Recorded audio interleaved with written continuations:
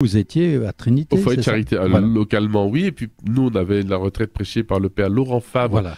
et la communauté du Chemin Neuf, parce qu'il n'est pas venu seul et il était accompagné de ses frères et sœurs pour prêcher la retraite. Donc, c'était très particulier. Il est pas, voilà. Et au Mont de Rouge, c'est le Monseigneur Rancé, donc l'évêque de Guyane, qui prêchait la retraite pour les Guadeloupéens. Donc, c'était pas du tout la même retraite, mais nous avons passé une demi-journée ensemble vendredi. Voilà. Et donc, cette retraite s'est bien déroulée pour vous, puisque vous étiez avec les prêtres de Martinique. Bien entendu. Je ne suis plus en Guadeloupe. Ah non. Et donc, bien sûr, nous avons c'est une retraite un peu particulière parce que Laurent Fabre, qui est le fondateur, qui est resté 44 ans supérieur responsable du Chemin Neuf. De l'Institut aussi. Oui, puisqu'il y a des les prêtres, et, etc. les Voilà. religieux. Et donc, nous a partagé une expérience profonde peut-être, il y a un véritable testament spirituel dans ce qu'il nous a donné, avec une grande simplicité. C'était, même au départ, pas moi, c'est personnel, mais même trop simple, finalement d'une telle profondeur. Voilà, donc il a proposé de faire la distinction, les prêtres le diront mieux que moi, surtout que je suis tombé un petit peu malade pendant une journée et demie, donc j'ai pas pu assister à l'ensemble, et la distinction entre l'œuvre qu'on fait pour Dieu et l'œuvre de Dieu.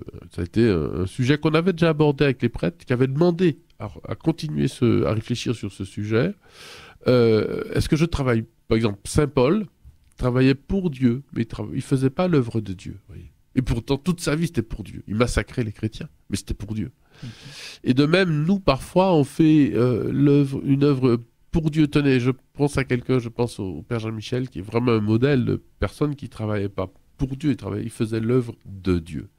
Et ça se bâtit différemment. Ça se bâtit sur le roc et le Christ. Ça se bâtit sur le oui. Ça se bâtit sur le choix radical que Jésus guide ma vie. Mais à ce moment-là, on ne sait pas où il nous mène.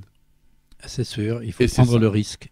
Et on ne sait pas où il nous mène. C'est ce que nous disait le Père Laurent Fabre, que nous avons reçu au cours d'une heure où il nous a révélé ici un certain même, nombre de choses. Cette semaine La semaine dernière, ben samedi, voilà, et je l'ai repassé cette semaine. Voilà. Et c'était avec vraiment des découvertes magnifiques sur son chemin, le chemin que le Seigneur lui a permis de vivre, et d'une grande simplicité, comme vous le dites, mais il faut prendre des risques. Il faut prendre des risques, et puis voilà, Seigneur, écoute, ça t'appartient. Voilà, c'est lui. Mais c'est un vrai chemin de bonheur.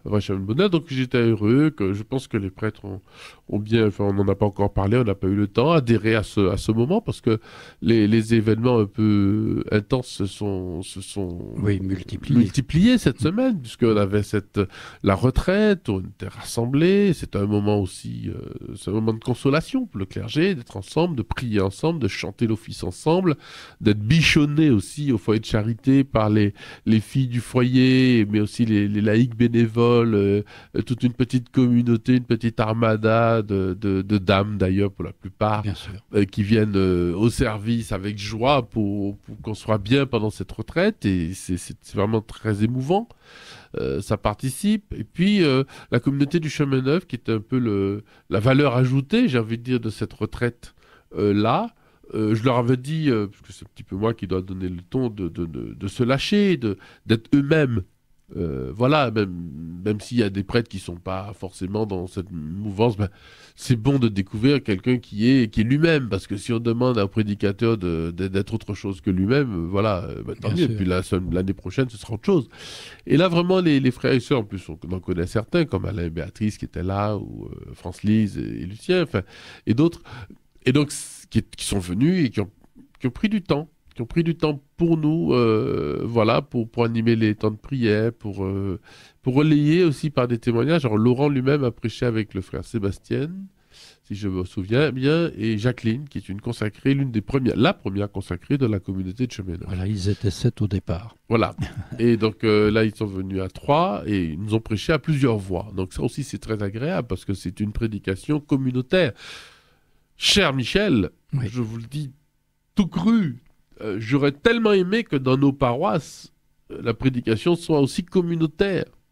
C'est-à-dire que, bien sûr, qu'il y a le curé, bien sûr, qu'il y en a un qui est le responsable, voilà, qui a sur les épaules la charge. Mais c'est pas que lui qui parle, qui témoigne, qui tout le temps fait.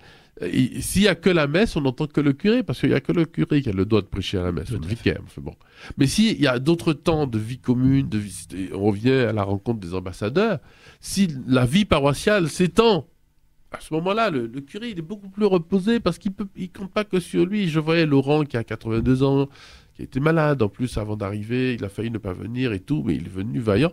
Mais il est reposé parce qu'il prêche, mais il a ses frères et sœurs autour de lui. Vous voyez, c'est tellement évident. Or, aujourd'hui, on épuise nos prêtres parce qu'on les met tout seuls sur un piédestal. Eux-mêmes aussi se mettent tout seuls. Et moi-même, comme évêque, certainement, je fais l'erreur de les mettre là, comme ça, les nommer tel endroit. Et donc, du coup, ils sont, au final, épuisés. Épuisés, mais parce que toute la tension, elle apostrophe, mais aussi en deux mots, la tension repose sur le responsable et on n'est plus dans la synodalité. Et là, ce témoignage communautaire était très beau. Donc, rappelons aussi que le Chemin Neuf fête son cinquantenaire, que vous serez le 27 janvier avec Monseigneur Philippe Gugou au Morne Rouge, puisque la cathédrale de Saint-Pierre n'est toujours pas, finie.